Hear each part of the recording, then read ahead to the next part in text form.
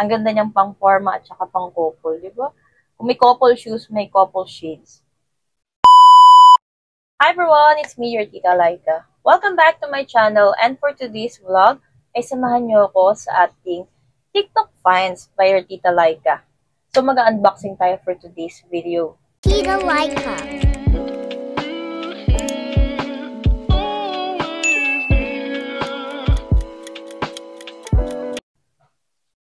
Meron akong parcel. Actually, ganito siya.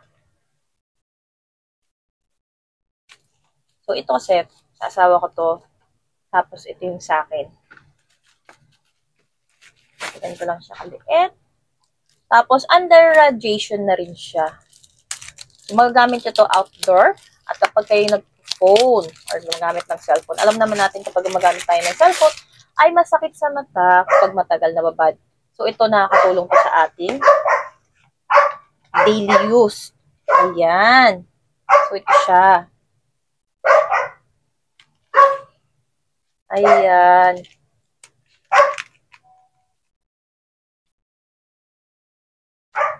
Uy. Ayan. Para kami ay terno. Diba?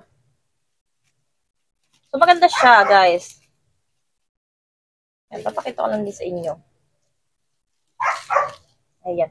Black din siya, same as nito. Para kami eterno. Diba? Uy, love wins ka dyan.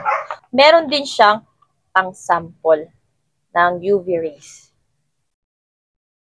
So, try natin ha. Gaganyan natin siya.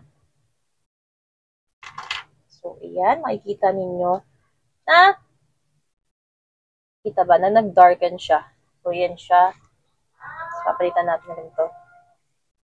So, ayan. Makikita nyo na nag-dark siya. Tapos, ito yung UV paper na kung saan hindi siya tumagos. So, good for protecting your eyes. Lalo na kapag katiri ka ng araw. So, bumili kami ng ganito dahil yung asawa ko is delivery rider. Kasi medyo nasisilaw siya pag siya nagdi-deliver. So, ganda niya, oh. So, ang ganda niya kapag naano ng UV light, di ba? Nagka-dark siya. Ang ganda niya pang forma, oh, pang daily use. Diba? Iba yung image ng aking, or nag-iba yung aura ng aking face dahil sa salamin na to. Ayan, diba? From this into this, diba? Parang ang talino ko sa part na to. So, for those people na gusto ng ganitong salamin, you can check my yellow basket. Alam niyo na. You must buy black and gold. So, ito yun. Ito yung suot ko na to. So, yung gold niya, ito yung gilid niyan. So, inside the box, meron siyang ganito na babasahin. Kung saan, tinuturo niya kung paano gamitin yung UV light para mapatunayan ninyong good for protection siya sa inyong eyes. Tapos, of course, meron ganito at meron din ganito. And then, meron din po tayong cloth na panglinis po niya. And, ang bag. So, ayan. Pwede rin siya ibalik dito sa plastic na to. Kung gusto ninyo. So, papakita ko, ito yung sa asawa ko. So, parehas kami, di ba? Alam niyo na, kung may mga jowa kayo, asawa kayo, di ba? Ang ganda niyang pang forma at saka pang couple, di ba? Kung may couple shoes, may couple shades. Ayan.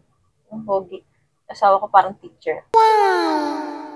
Ayan, ha? Tingnan mo. Good for men and good for women. So, bagay na bagay siya. Pwede siya sa round piece, pwede siya sa oblong and pa-square na mukha. Ayan, bagay na bagay siya sa inyong mga pang-aurahan. Thank you for watching and see you next vlog. Bye! Thanks for watching. Share. Don't forget to like, comment, and subscribe. See you next vlog.